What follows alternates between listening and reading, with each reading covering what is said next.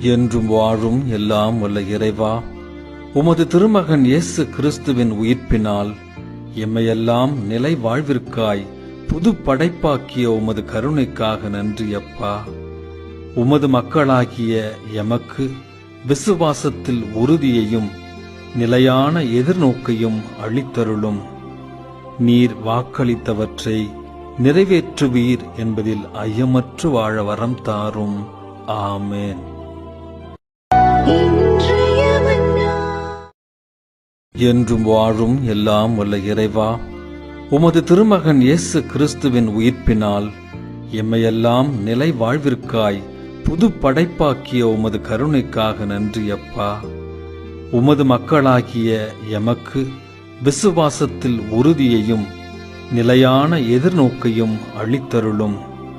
நீர் வாக்களித்தவற்றை நிறைவேற்றுவீர் என்பதில் ஐயமற்று வாழ வரம் தாரும். ஆமேன்.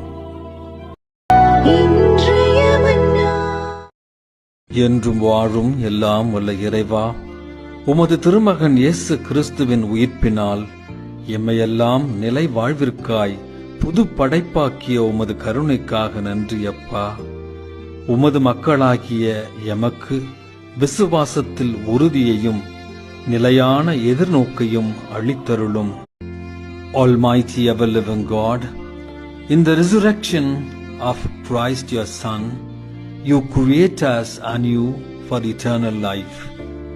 Grant your people firmness in faith and constancy in hope. Let us never doubt that you will fulfill what we know you have promised. We make this prayer through Christ our Lord. Amen. Almighty ever-living God, in the resurrection of Christ your Son, you create us anew for eternal life.